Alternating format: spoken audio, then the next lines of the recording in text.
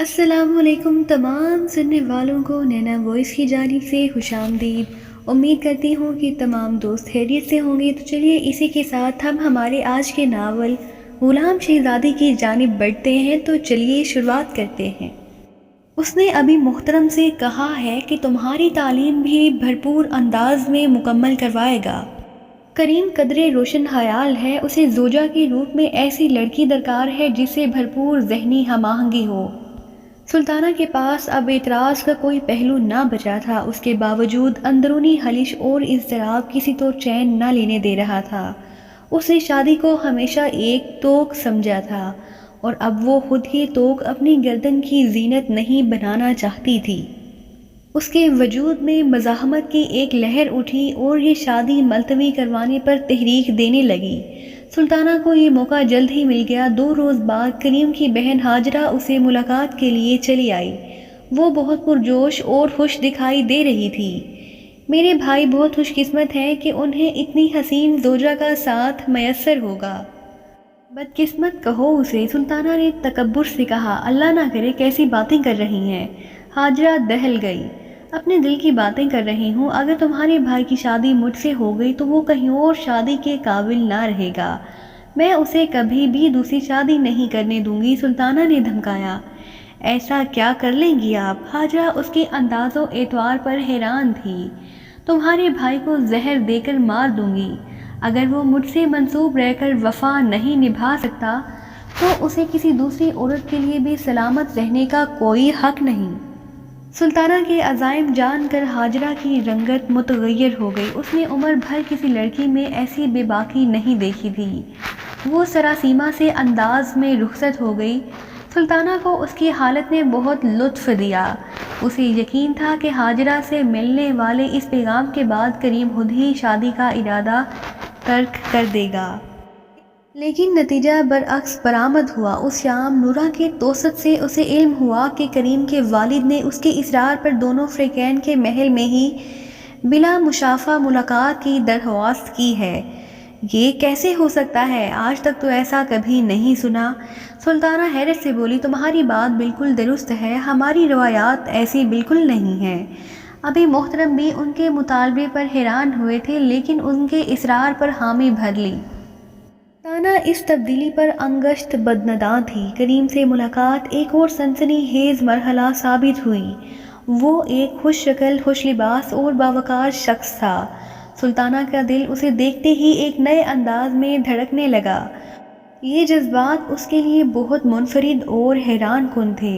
کسی بھی مرد کے لیے ایسی نرم کیفیات محسوس کرنا خود سلطانہ کے لیے بھی ناقابل یقین تھا۔ اس نے کبھی تصور ہی نہیں کیا تھا کہ وہ صنف مخالف کے لیے خوشگوار انداز میں سوچے گی۔ اس کے باوجود حقیقت یہی تھی کہ وہ ایک نئے جذبے کی لذت سے آشنا ہو رہی تھی۔ پسندیدگی سے قطع نظر ایک اور تلخ حقیقت یہ بھی تھی کہ وہ اپنے اضطراب سے مغلوب تھی۔ بچپن سے دل میں دبی خلش اسے کوئی غیر معمولی کام کرنے پر اکسا رہی تھی۔ وہ خود کو بے باک ظاہر کرنے کے لیے ذو معنی حرکات کرنے لگی۔ قدیم کی والدہ کے تاثرات بگڑ گئے۔ انہیں یہ بے باکی بالکل پسند نہیں آئی تھی۔ اس کے برعکس کریم کو سلطانہ کی ذات میں مزید کشش محسوس ہونے لگی۔ اسے اپنے مغربی انداز فکر کے باعث یہ انداز و اعتبار بہت بھائے تھے۔ سلطانہ اور کریم کی شادی نہایت دھوم دھام سے ہوئی۔ سلطانہ کے اطمینان کے لیے یہی امر کافی تھا کہ اس کی یہ شادی روایات سے ہٹ کر ہوئی ہے۔ شادی کے بعد کریم اسے یورپی ممالک کی سیاحت کے لیے لے گیا۔ اس سیاحت میں سلطانہ نے زندگی کے نئے رنگوں سے آشنائی حاصل کی۔ کریم کی قربت، محبت اور زوجین کے باہمی تعلق کی خوبصورتی نے اسے ایک نئے جہان سے متعارف کروایا۔ اس خوشی اور سرشاری میں وہ اپنی آئندہ زندگی میں حسن و توازن پیدا کرنے کے اسباب تلاشنے لگی اور اس سوچ میں ایک بات فراموش کر بیٹھی کہ وہ اضطراب اور بغاوت کی تحریر اپنے لیے ایک خاردار فصل تیار کر چکی ہے۔ وہ کریم کی والدہ نورہ کی ناپسندیدگی کے باوجود نکاح کے بندھن میں بندھی تھی۔ اسے اپنی ان حماقتوں کا تاوان تو بھرنا ہی تھا۔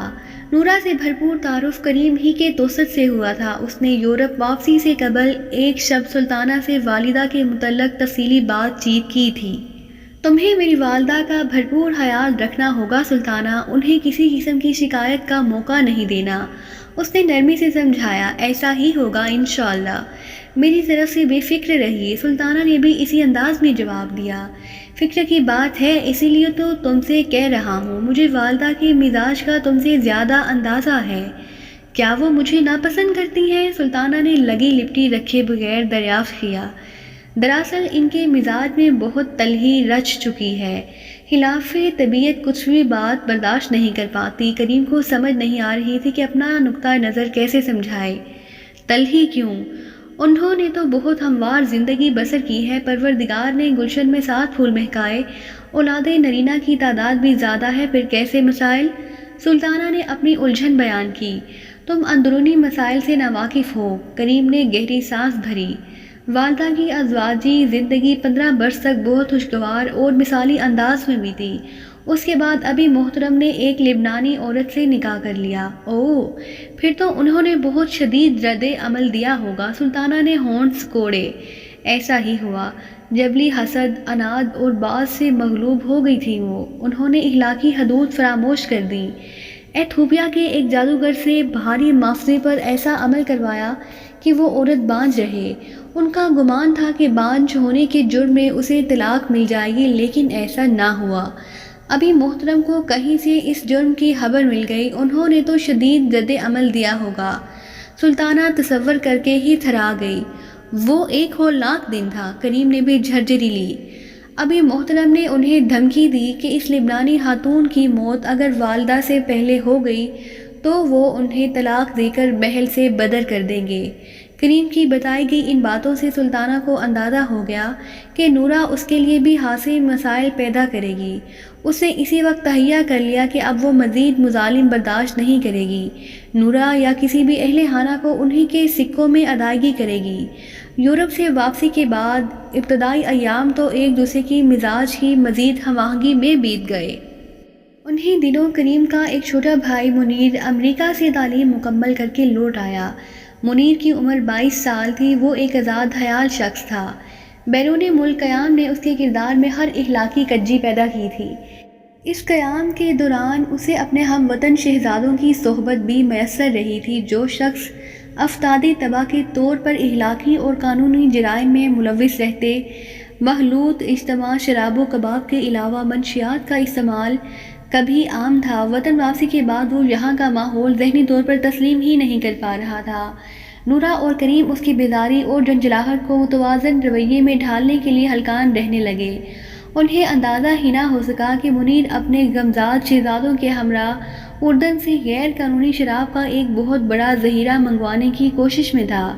منیر کے رویوں پر اندیشوں میں مبتلا کریم کے لیے پریشانیوں نے مزید دھاوا بول دیا۔ اسی دوران اسے کاروبار میں لاکھوں مالیت کے نقصان کی اطلاع نے ہراساں کر دیا۔ یہی پریشانی کم نہ تھی کہ نورہ نے بھی اپنے مزاج سے مغلوب ہو کر سلطانہ کے رویے پر شکایات کے انبار لگا دیے۔ ان کے حواس اس قدر بگڑ گئے کہ اس نے بلا سوچے سمجھے سلطانہ کو تھپڑ رسید کر دیے۔ سلطانہ کا رد عمل شدید ترین تھا۔ اس نے اپنے ہاتھ میں آنے والی ہر شے اٹھا کر کریم پر چلا دی۔ وہ اس رد عمل سے مزید مشتعل ہو گیا اور عالمی طیش میں شہزادی سلطانہ کے جبڑے پر ضرب لگا دی۔ نازک اندام سلطانہ یہ ضرب برداشت نہ کر سکی۔ اس کی آنکھوں تلے اندھیرا چھا گیا۔ کریم اسے نیم بے ہوشی میں چھوڑ کر تنتناتا ہوا باہر نکل گیا۔ سلطانہ کے ہوش و حواس بحال ہوئے تو مرسی اس کے باعث تشویش زدہ حالت میں موجود تھی۔ وہ شادی کے بعد اس کے ہمراہ ہی رہی تھی۔ اسی اثناء میں سلطانہ کو بیرونی جانب سے غیر مانوس شور سنائی دیا۔ وہ الجھی ہوئی نظروں سے مرسی کو دیکھنے لگی۔ کچھ نہیں شہزادی صاحبہ، نور بی بی پریشان میں اپنے حواس کو بیٹھی ہیں، وہ کافی دیر سے آہوزاری کر رہی ہیں۔ اس نے سرگوشی میں بتایا، کون وفات پا گیا ہے جس کے لیے وہ ماتم کر رہی ہے؟ سلطانہ زہر ہند ہوئی۔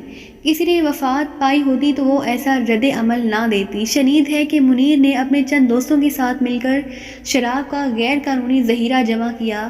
ان سب نے وہ گاڑی ایک مصری ڈرائیور کے حوالے کر دی تاکہ وہ اسے مطلوبہ منزل تک پہنچا دے۔ ان کی بدقسمتی دیکھی کہ گاڑی کا حادثہ ہوا اور شراب بہہ نکلی۔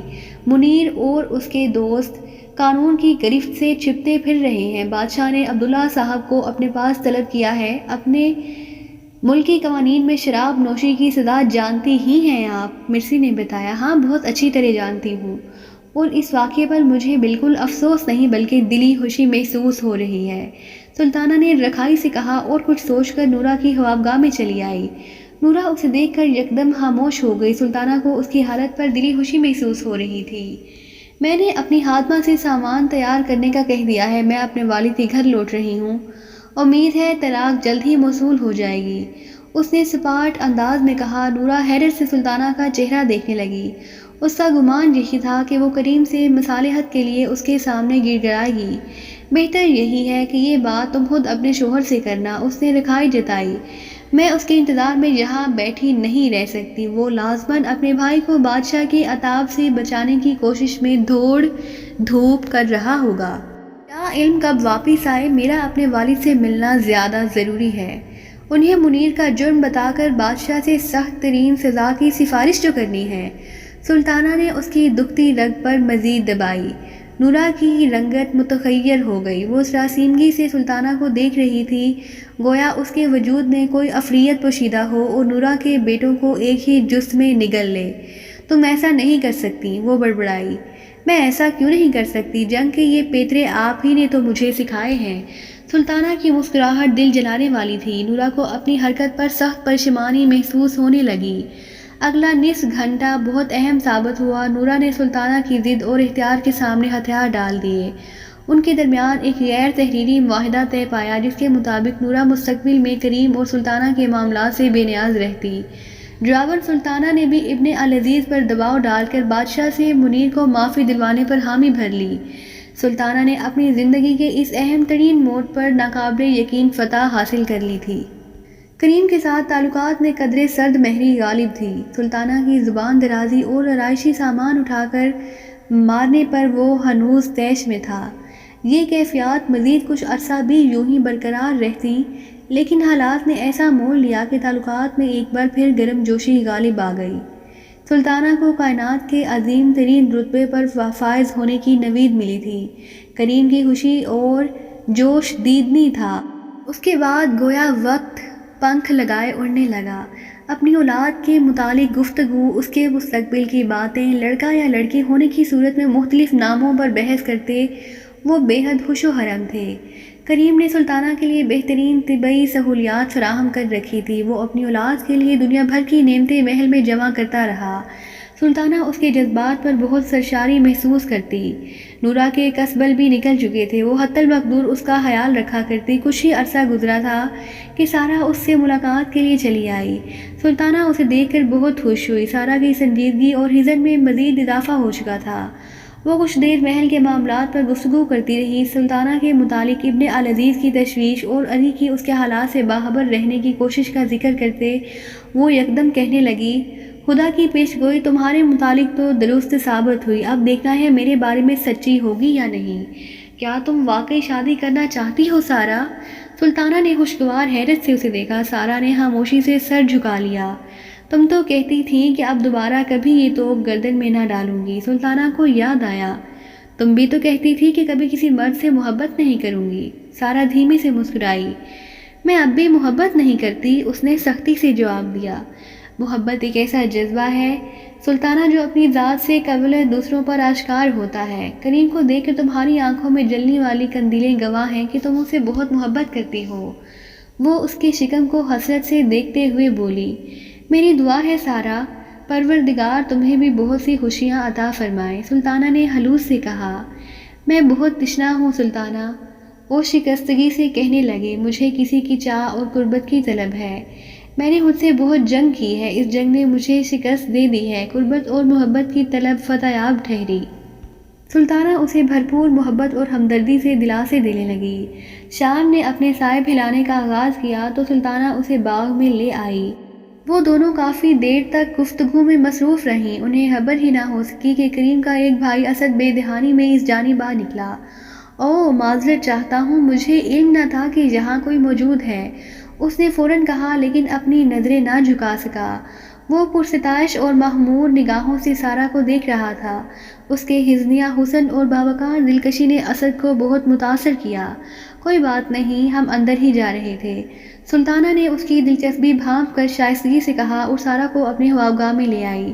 اس کے ہونٹوں پر معنی خیز مسکراہٹ تھی۔ اس کے بعد معاملات ناقابل یقین شدت سے طے ہوئے۔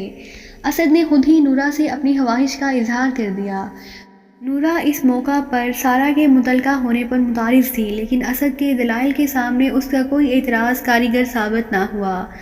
سارا اور اسد کا رشتہ طے کر دیا گیا۔ شادی سلطانہ اور کریم کے بچے کی ولادت کے بعد ہونا قرار پائی۔ سلطانہ اپنی بہن کی قسمت کی اس یاری پر بہت مسرور تھی۔ خوشی اور سرشاری کے ہنڈولے میں جھولتی سلطانہ کے لیے وہ وقت بھی چلا آیا جو کسی بھی عورت کو میراث سمجھا جاتا ہے۔ ایک طویل کربناک مرحلے سے گزرنے کے بعد اس نے اولاد نرینہ کو جنم دیا۔ کریم کی خوشی ناقابل بیان تھی۔ وہ اس امر پر بھی پرسکون تھا کہ اولاد نرینہ کے باعث خاندان بھر میں سلطانہ کو ایک باعزت مقام حاصل ہو جائے گا۔ سلطانہ بھی ان زمینی حقائق سے بے خبر نہیں تھی۔ اسے ہر بار بیٹے کی پیدائش پر آمنہ کی سسکیاں اور خوف یاد تھا۔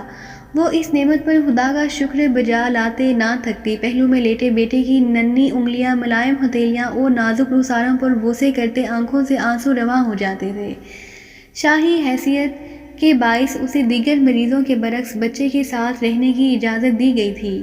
سلطانہ نے طبیعت سنبھلتے ہی اپنے تجسس سے مغلوب ہو کر ارد گرد کمروں میں خواتین کا جائزہ لینا شروع کر دیا۔ وہ عام عورت کی زندگی اور مسائل کا قریب سے جائزہ لینا چاہتی تھی۔ اس سرگرمی میں اسے عورت کی ذات سے وابستہ ایسی مجبوریوں اور المیوں سے آگاہی ملی کہ وہ نئی سوچوں اور وسوسوں میں گھر گئی۔ وہ عورتیں شاہی زندگی کے متعلق بہت سے اسرار میں مبتلا تھیں۔ ان کے نزدیک شہزادی ہونے کا مطلب ہر فکر و پریشانی سے رہائی تھا۔ سلطانہ ان انکشافات پر ٹھنڈی سانس بھرنے کے سوا کچھ بھی نہ کر سکی۔ وہ کچھ کر بھی نہ سکتی تھی۔ ہسپتال سے واپسی کے بعد سلطانہ شدید پسماردگی کا شکار تھی۔ اسے مرثی کی باتیں یاد آ رہی تھیں جو عام زندگی کو شاہی زندگی سے زیادہ کربناک قرار دیتی تھیں۔ سلطانہ کتنی ہی دیر اپنے بیٹے عبداللہ کو سینے سے لگائے خاموش آنسو بہایا کرتی۔ انہی دنوں سارا اسے ملاقات کے لیے چلی آئی۔ اسد سے اس کی شادی 3 ماہ بعد طے تھی۔ اسد کے بیرون ملک ہونے کے باعث سارا اس سے بآسانی ملنے آ گئی تھی۔ اس کے چہرے اور بشرے میں عجیب جوش جھلک رہا تھا۔ کیا بات ہے سارا، کوئی خاص معاملہ ہے کیا؟ سلطانہ نے کریدا۔ ہاس ہی سمجھو بلکہ حاصل ہاس۔ اس کی آنکھیں چمکنے لگی، پھر دھیمی آواز میں کہنے لگی، میں آئندہ جمعے اسد سے بحرین ملاقات کرنے جاؤں گی۔ سلطانہ کو منہ حیرت سے واہ ہو گیا۔ ایک بے عنوان خوف سے پیٹ میں مروڑ اٹھنے لگا۔ یہ تم کیا کہہ رہی ہو سارا؟ ایسا کیسے ممکن ہے؟ کیوں ممکن نہیں ہے؟ میں نے ابھی محترم اور علی سے کہا ہے کہ کچھ روز تمہارے ہاں قیام کروں گی۔ وہ دونوں یوں بھی بیرون شہر روانہ ہو رہے ہیں۔ یہاں اگر یہ کہوں گی کہ واپس محل جا رہی ہوں تو کون تصدیق کرنے آئے گا؟ اس نے اطمینان سے بتایا۔ لیکن بیرون ملک سفر کیسے کرو گی؟ سفری دستاویزات تو ابھی محترم کے پاس ہوا کرتے ہیں۔ سلطانہ مضطرب ہوئی۔ اس کا حل بھی تلاش کر لیا ہے۔ میری ایک شناسہ خاتون اپنی دستاویزات عاریۃً مجھے دے گی۔ تمہیں علم تو ہے کہ ہوائی اڈوں پر خواتین کو چہرے دکھانے کے لیے کوئی مجبور نہیں کر سکتا۔ اس سب سے تمہیں کیا فائدہ ہوگا آخر؟ وہ جھنجھلا کر بولی۔ ایک عام عورت کی طرح جینے کا احساس، اپنی خواہشات کی تکمیل کا اطمینان۔ سارا کی آنکھیں خوابوں سے بوجھل تھیں۔ میں کچھ گھنٹوں کے لیے شاہی بندشیں توڑ کر ایک عورت ہونے کا احساس محسوس کرنا چاہتی ہوں۔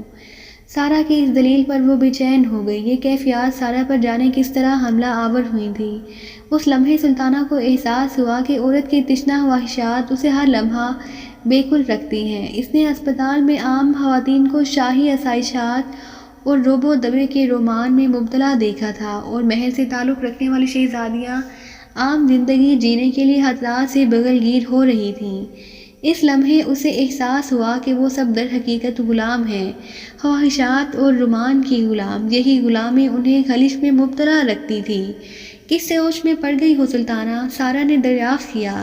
خطرہ مول لے رہی ہو تم؟ کچھ ہی وقت کی تو بات ہے۔ اسد سے شادی کے بعد بلا خوف و خطر جہاں چاہے چلی جایا کرنا۔ اسے سمجھانا چاہا۔ یہ تم کہہ رہی ہو سلطانہ؟ تم اتنی مصلحت پسند اور خوف زدہ پہلے تو کبھی نہ تھی۔ سارا نے حیرت سے کہا۔ سلطانہ بے بسی سے خاموش ہو گئی۔ اسے خود بھی علم تھا کہ اس کی سابقہ تراری اور بے خوفی کیسے مصلحت پسندی میں ڈھل گئی تھی۔ تارا کی اسد سے ملاقات کامیاب ثابت ہوئی۔ وہ اپنی خواہشات کی تکمیل پر بے حد سرشار تھی۔ 3 ماہ بعد وہ اسد سے رشتہ ازدواج میں منسلک ہو گئی۔ نورا اس شادی پر ناخوش سہی، تاہم اپنے جذبات پر بند باندھنے کے لیے مجبور تھی۔ وقت تیزی سے گزرنے لگا۔ ابن العزیز کی پیشہ ورانہ فرائض کی انجام دہی تسلسل سے جاری رہی۔ علی اعلیٰ تعلیم کے حصول کے لیے امریکہ چلا گیا۔ اس کی غیر نصابی سرگرمیاں جوں کی توں برقرار تھیں۔ ذاتی زندگی تو پرسکون ہو گئی، لیکن قومی زندگی میں تلاطم در آنے لگا تھا۔ عفت کی شاندار کوششوں کے بعد ملک گیر سطح پر تعلیمی ادارے کھل چکے تھے۔ حالات نے یکدم پلٹا کھایا اور بادشاہ کو باقاعدہ ایک سازش کے تحت ہلاک کر دیا گیا۔ سلطانہ اس رحلت پر ایسے افسردہ تھی گویا ابن العزیز کے وجود سے محروم ہو گئی ہو۔ اس پس مردگی اور یکسانیت زدہ زندگی سے الجھتے 5 برس بیت گئے۔ سلطانہ نے عبداللہ کے بعد 2 بیٹیوں کو جنم دیا۔ تیسرے بچے کی پیدائش پر اندرونی پیچیدگیوں کے باعث وہ دوبارہ عمل تولید کے قابل نہ رہی۔ کریم اور نورا پر یہ بجلی حبر بن کر گری۔ انہیں اپنی روایات کے مطابق کم از کم درجن بھر بچے درکار تھے۔ یہی المیہ کم نہ تھا کہ سلطانہ کی چھاتی میں گلٹیوں کی تشخیص نے معاملہ مزید خراب کر دیا۔ طبی عملے نے کامیاب علاج کی یقین دہانی کروائی، لیکن نورا نے اس سے اپنی سابقہ رنجشوں کا حساب چکتا کرنے کے لیے کریم کو دوسری شادی کے لیے رضامند کر لیا۔ یہ فیصلہ کریم نے خود ہی سلطانہ کو سنانا تھا۔ وہ دل کڑا کر کے اہلیہ کے پاس چلا آیا۔ وہ نڈھال سے انداز میں خوابگاہ کے دریچے میں بیٹھی تھی۔ کریم اس سے ادھر ادھر کی باتیں کرنے لگا۔ کیا بات ہے کریم، اتنے الجھے ہوئے کیوں ہو؟ مجھے ایسا کیوں لگ رہا ہے کہ تم کوئی خاص بات کرنے آئے ہو؟ سلطانہ نے غور سے اسے دیکھا۔ بات تو کرنی ہی ہے، لیکن سمجھ نہیں آ رہا آغاز کیسے کروں؟ وہ الجھتے ہوئے بولا۔ جس طرح چاہو کر لو، ہمارے درمیان کوئی پردہ حائل ہے کیا؟ اس نے مسکرا کر تحریک دی۔ تم ٹھیک کہہ رہی ہو سلطانہ، کریم نے اسبات میں سر ہلایا۔ میں اپنی نسل کے بارے میں کچھ سوچوں میں الجھا ہوا ہوں۔ کیسی الجھنیں؟ اللہ نے ہمیں نعمت اور رحمت دونوں سے نواز رکھا ہے، کسی چیز کی کمی تو نہیں۔ سلطانہ کے دماغ میں خطرے کی گھنٹی بجی۔ کمی تو بہرحال ہے ایک، میں اپنی خاندانی روایات کے مطابق کثیر اولاد چاہتا ہوں۔ اوہ، تو دوسری شادی کرنا چاہتے ہو تم؟ سلطانہ بھڑک گئی۔ یہ میرا شرعی حق ہے، میں 4 شادیاں کرنے کا مجاز ہوں۔ ہماری الہامی کتاب میں یہ بھی حکم درج ہے، اس نے اعتماد سے کہا۔ الہامی کتاب میں جہاں 4 شادیوں کی بات درج ہے، وہیں یہ بھی تو لکھا ہے کہ ان زوجین میں انصاف قائم رکھنا، اور تم ہرگز انصاف نہیں کر سکو گے۔ سلطانہ نے 2 ٹوک جواب دیا۔ میں انصاف کر لوں گا، مجھے خود پر اعتماد ہے۔ وہ سکون سے بولا۔ تو ٹھیک ہے، مجھے طلاق دے دو، اس سے تمہارے پاس ایک اور شادی کے لیے گنجائش باقی رہ جائے گی۔ اس نے اپنی شرط بیان کی۔ کریم یہ بات سن کر بھڑک اٹھا اور غصے سے اسے دیکھتے ہوئے کہنے لگا، تمہاری سانس تک میری زوجیت میں رہو گی، یہ خیال دل سے نکال دو کہ میں تمہیں اس رشتے سے آزاد کروں گا۔ یہ تو وقت ہی بتائے گا، بس وقت کا انتظار کرو، سلطانہ نے سلگ کر جواب دیا۔ کریم نے اس کی بات کو زیادہ اہمیت نہ دی۔ وہ نئی شادی کے خمار میں سرشار تھا۔ سلطانہ کی فطری آتش فشانی اود آئی تھی۔ اس نے کریم کو سبق سکھانے کے لیے ایک نئی حکمت عملی پر غور و فکر شروع کر دیا۔ کچھ روز بعد اسے کھیلنے کا موقع مل گیا۔ اس نے خاموشی اور رازداری سے طلائی زیورات، ہیرے جواہرات اور غیر ملکی کرنسی خفیہ الماریوں سے نکال کر سفری بیگ میں ڈال لیے۔ سفری کاغذات مکمل کر کے اس نے اپنے خاندانی ہواباز کو طلب کر کے جدہ روانگی کے لیے تیاری کا حکم دے دیا۔ سلطانہ نے ایک بااعتماد ملازمہ کو کریم کی آمد پر جدہ جانے سے مطلع کرنے کی تاکید کر دی۔ دوسری جانب جدہ محل میں ملازمین کو اطلاع کی کہ کریم کے کسی بھی استفسار پر اسے یہ کہا جائے کہ سلطانہ اپنی شناسہ خاتون سے ملاقات کے لیے گئی ہے۔ اس فریب اور جھوٹ کا پس منظر صرف یہی تھا کہ وہ اپنے سفری منصوبوں سے کریم کو بے خبر رکھے۔ اپنے نجی ہوائی جہاز میں سوار ہونے کے بعد اس نے جوئل سے کہا، ہمارا منصوبہ کچھ تبدیل ہو گیا ہے جوئل۔ وہ حتی الامکان بے نیازی سے بولی۔ حکم کیجیے مادام، اس نے تابعداری سے کہا۔ امارت میں ہمارا ایک عزیز علیل ہے، مجھے ابھی چند لمحے پہلے کریم کا ٹیلی فون موصول ہوا تھا، وہ کل خود ہی امارات پہنچ جائیں گے۔ جوئل نے ایک نظر اس پر ڈالی۔ اس کے ذہن کا کوئی بھی گوشہ یہ گمان کرنے سے قاصر تھا کہ شاہی محل کے سبھی جوڑوں میں شاندار ترین زندگی بسر کرنے والا جوڑا کسی غیر فطری صورتحال کا شکار ہو سکتا ہے۔ بہتر مادام، میں امارات کی پرواز بھر لیتا ہوں۔ جوئل نے سر تسلیم ہم کیا۔ امارات ہوائی اڈے پر پہنچ کر سلطانہ اپنا اگلا داؤ کھیلنے کے لیے تیار تھی۔ اس نے نہایت اعتماد سے جوئل کو بہترین ہوٹل میں ٹھہرا دیا اور اپنے خودساختہ عزیز سے ملاقات کے لیے چل دی۔ اس کے بعد وہ دوبارہ ہوائی اڈے پہنچی اور لندن جانے کے لیے 4 نشستیں حاصل کرنے میں کامیاب ہو گئی۔ بچے اپنے والد کے بغیر سفر پر قدرے اضطراب کا شکار تھے، لیکن سلطانہ نے انہیں یہ کہہ کر مطمئن کر دیا کہ کریم مشرقی ممالک کے دورے کی وجہ سے کچھ عرصہ مصروف رہے گا۔ وہ رات لندن میں بسر کرنے کے بعد سلطانہ فیری کے ذریعے فرانس پہنچ گئی۔ اس کی اگلی منزل بذریعہ ٹرین زیورش تھی۔ وہ عام سفری ذرائع اختیار کر کے کریم کے لیے اپنے نقش پا مٹا دینا چاہتی تھی۔ زیورش پہنچ کر اس نے بچوں کو ہوٹل میں ٹھہرایا اور عبداللہ کے نام پر ایک بینک میں کھاتہ کھلوانے چل دی۔ رقم کا ڈرافٹ ہاتھ میں آتے ہی وہ اپنے اعصاب پرسکون اور توانا محسوس کرنے لگی۔ اگلے مرحلے میں سلطانہ نے کچھ روز جنیوا، لندن، روم اور پیرس میں گزارے۔ پیرس کے مضافات میں فرضی نام سے رہائش گاہ حاصل کرنا بالکل دشوار ثابت نہ ہوا۔ 1 ماہ پرسکون انداز میں بیت گیا۔ اس کے بعد طے شدہ حکمت عملی کے مطابق اگلا مرحلہ درپیش تھا۔ نے بچوں کو آیا کے سپرد کر کے جرمنی کے شہر فرینکفرٹ کا رخ کیا اور ایک بینک میں اپنا نیا کھاتہ کھلوانے کا جھانسا دے کر مینیجر سے ایک فون کرنے کی اجازت طلب کی۔ تگڑی اسامی دے کر مینیجر نے بھی کوئی اعتراض نہ کیا اور اسے تنہائی فراہم کر کے کمرے سے باہر چلا گیا۔ سلطانہ نے شدت سے دھڑکتے دل پر قابو پاتے ہوئے سارہ کی رہائش گاہ کا نمبر ملایا۔ وہ اس کی آواز سن کر خوش و حیرت سے چیخ اٹھی، سلطانہ میری بہن، کہاں ہو تم؟ کہاں چلی گئی ہو؟ جہاں بھی ہوں بہت خوش ہوں۔ سلطانہ نے آواز دھیمی ہی رکھی۔ یہ تم نے کیا کر دیا سلطانہ؟ کسی کو کچھ بتایا تو ہوتا، کم از کم مجھ سے ہی کوئی بات کر لیتی۔ سارہ کی آواز میں آنسوؤں کی نمی تھی، تاکہ تم اپنے شوہر کو بتا کر میرے لیے مسائل پیدا کر دیتی۔ وہ صاف کوئی سے بولی، معاف کرنا سارہ، میں اس معاملے میں کسی بھی بہن پر اعتبار نہیں کر سکتی۔ ابھی محترم اور علی نے بھی تمہیں بہت تلاش کیا، سارہ نے اضطراب سے بتایا۔ ڈھونڈ سکتا ہے تو کوئی بھی ڈھونڈ لے، ویسے وہ اس صورتحال پر کیا کہتے ہیں؟ اس نے پوچھا۔ وہ کریم کا مطالبہ برحق سمجھتے ہیں، اس معاملے میں تمہارا رد عمل جذباتیت ہی قرار دے رہے ہیں۔ مجھے ان سے بالکل یہی امید تھی، کوئی تعصف نہیں ہوا یہ جان کر۔ سلطانہ میری بہن، میں تمہارے لیے کچھ کر سکتی ہوں تو بتاؤ، سارہ نے خلوص سے کہا۔ کریم تک صرف ایک پیغام پہنچا دینا، میں نے اپنے اور بچوں کے لیے غیر ملکی شہریت کا انتظام کر لیا ہے، ہمیں اپنی زندگی میں اس کی کوئی ضرورت نہیں ہے۔ سلطانہ نے سارہ کے کسی بھی جواب کا انتظار کیے بغیر رابطہ منقطع کر دیا۔ وہ اپنے شوہر کی مزاج آشنا تھی، لہٰذا قوت برداشت آخری حد تک آزمانا چاہتی تھی۔ اس کے بعد وہ ہر ماہ سارہ سے کسی محفوظ راہ سے رابطہ کرتی۔ ہر بار یہ رابطہ کسی نئے ملک کے نئے شہر سے ہوتا۔ ان سرگرمیوں میں سلطانہ کی پہلی بار اپنے شاہی منصب کی اہمیت اور افادیت کا احساس ہوا۔ ایک عام عورت ہونے کی صورت میں وہ کسی بھی طور پر اپنے عزائم پر اس طرح آزادی سے عمل پیرا نہیں ہو سکتی تھی۔ 5 ماہ بعد اس نے سارہ کے اصرار پر کریم سے پہلی مرتبہ رابطہ قائم کیا۔ سلطانہ، کہاں چلی گئی ہو تم؟ بچے کیسے ہیں؟ وہ بےتابی سے بولا۔ میں ایک عرضی جنت میں ہوں اور بے حد خوش ہوں۔ بچے بھی مطمئن ہیں، وہ تمہیں بالکل یاد نہیں کرتے، اس نے رکھائی سے جواب دیا۔ تم نے میرے ساتھ ایسا کیوں کیا ہے سلطانہ؟ میرا قصور کیا تھا؟ وہ چیخ پڑا۔ میں نے تمہیں آزادی فراہم کی ہے، وہی آزادی جس کے تم خواب دیکھنے لگے تھے۔ اب تم اطمینان سے شرعی تعداد میں 4 شادیاں رچا سکتے ہو۔ میں اپنے بچوں کو بہت یاد کرتا ہوں سلطانہ، نہیں رہ سکتا ان کے بغیر۔ وہ تڑپ گیا۔ رہنا تو پڑے گا، کچھ ہی عرصے کی تو بات ہے، نئی شادی کے بعد مزید بچے بھی مل جائیں گے، اس نے اطمینان سے چوٹ کی۔ اتنی کٹھور مت بنو سلطانہ، تم جانتی ہو کہ تینوں بچے میری کمزوری ہیں۔ بہت تلاش کیا تم لوگوں کو، لندن تک سراغ بھی ملے، اس کے بعد جانے کس دھن میں کھو گئے تم سب۔ وہ بے بسی سے کہنے لگا، یہ صرف وقتی تڑپ اور کمزوری ہے، نئے بچے ملتے ہی ان کی قدر و قیمت خود ہی ختم ہو جائے گی، تم اطمینان سے ان میں مگن رہنا۔ نہیں کر سکتا میں ایسا، میرے بچوں کے چہرے ایک بار دکھا دو مجھے، اور کچھ نہیں تو ان کی آواز ہی سنا دو۔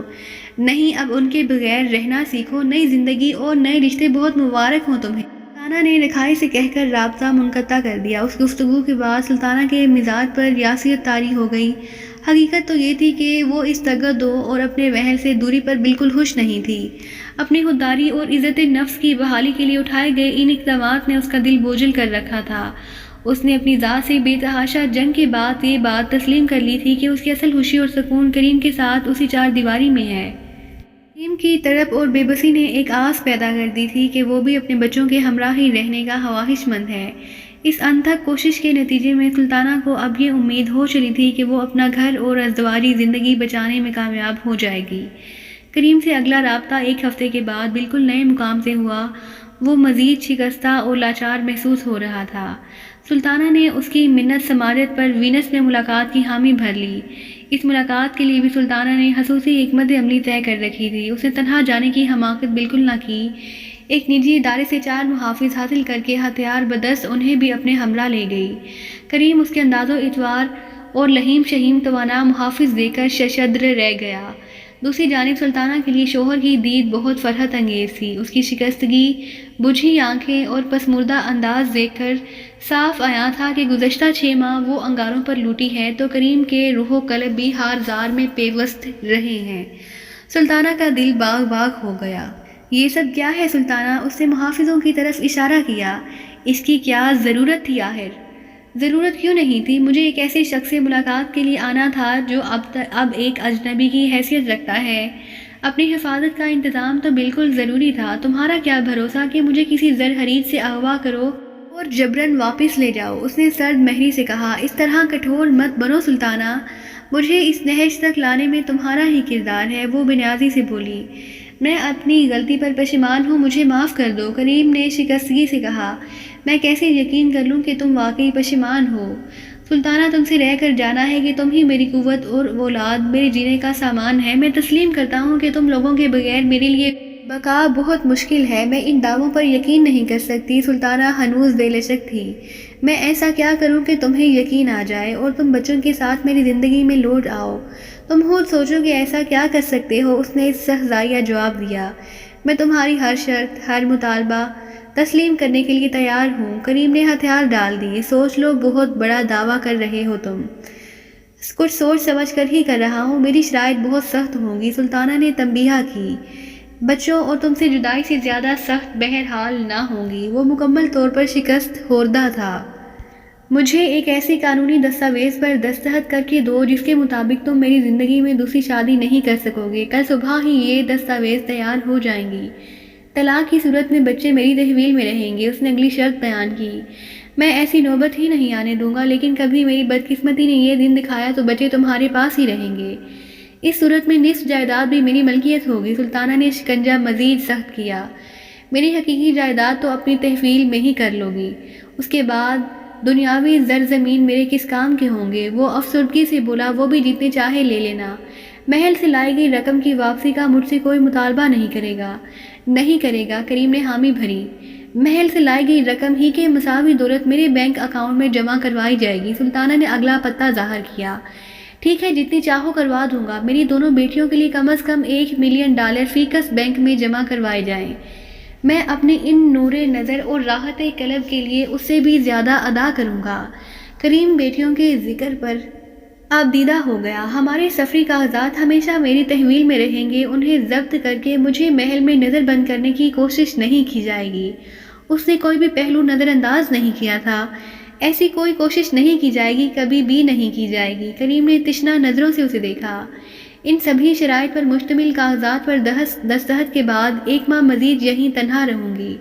اس کے بعد لوٹنے کا کوئی فیصلہ کروں گی۔ ٹھیک ہے سلطانہ، میں یہ 1 ماہ بھی کسی نہ کسی طرح کانٹوں پر گزار لوں گا۔ اس سے کندھے ڈھلک گئے۔ کریم کی شکستگی اور مایوسی بری رخصتی کے بعد سلطانہ بے حد مطمئن تھی۔ اس نے اپنی زندگی کا سب سے بڑا جوا کھیلا تھا اور خوش قسمتی سے ہر داؤ میں کامیابی بھی حاصل کی تھی۔ 1 ماہ بعد اس نے اپنا کروفر برقرار رکھتے ہوئے کریم سے رابطہ کیا اور اسی انداز میں واپسی کی حامی بھر لی۔ اس شب وہ دونوں ایک طویل عرصے بعد باہمی قربت سے آشنا ہوئے۔ کریم کے رویے میں واضح پشیمانی اور ندامت تھی۔ میں تم سے بہت محبت کرتا ہوں سلطانہ، تم میری نصف بہتر ہو۔ تم سے دوری نے احساس دلایا کہ تمہیں کھو دینا کس قدر کربناک تھا۔ سلطانہ ہمہ وقت خاموشی سے مسکراتی رہی۔ کریم کے محو حواب ہوتے ہی وہ ایک آئینے کے سامنے آ کھڑی ہوئی اور اپنی ہی آنکھوں میں دور تک جھانکنے لگی۔ آگاہی کے ان لمحات میں اسے احساس ہوا کہ یہ کائنات توازن کے اصول پر قائم ہے۔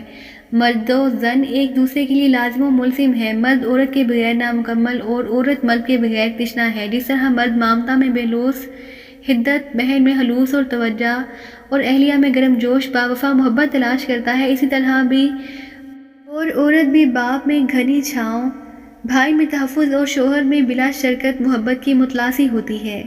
یہ دونوں فریقین کسی بھی روپ میں ایک دوسرے کی نفی کر کے زندگی گزارنا چاہیں تو کبھی مطمئن نہیں رہ سکیں گے۔ مرد زندگی کے موڑ پر عورت اور عورت زندگی کے ہر مقام پر مرد کے لیے جزو لافینک ہے۔ یہی کائنات کا توازن اور یہی اس زندگی کی اصل خوبصورتی اور کاملیت ہے۔ سلطانہ نے آگہی کے یہ ناقابل تردید حقائق مکمل شدت سے محسوس کرتے ہوئے آئینے میں کریم کے خوابدیدہ عکس کو دیکھا اور دھیرے سے بولی، میں بھی تم سے بہت محبت کرتی ہوں کریم، واللہ بہت محبت کرتی ہوں۔ حقیقت یہی ہے کہ تم شہزادی سلطانہ کے وجود کی تکمیل ہو، لیکن میں کبھی تم سے اس بات کا اظہار نہیں کروں گی کیونکہ میں ایک شہزادی ہوں، غلام شہزادی۔ میں اپنے جذبات اور اضطراب سے مغلوب ہوں، میں کبھی اس محبت کا اقرار نہیں کروں گی، ہمیشہ غلام شہزادی رہوں گی۔ اسی کے ساتھ ہماری آج کی اس کہانی غلام شہزادی کا اختتام ہوتا ہے۔ تو مجھے دیجیے اجازت، اور اگر آپ دوستوں کو میری آج کی یہ کہانی پسند آئی ہو تو میرے چینل کو سبسکرائب، میری ویڈیو کو لائک اور شیئر کرنا مت بھولیے۔ اللہ حافظ۔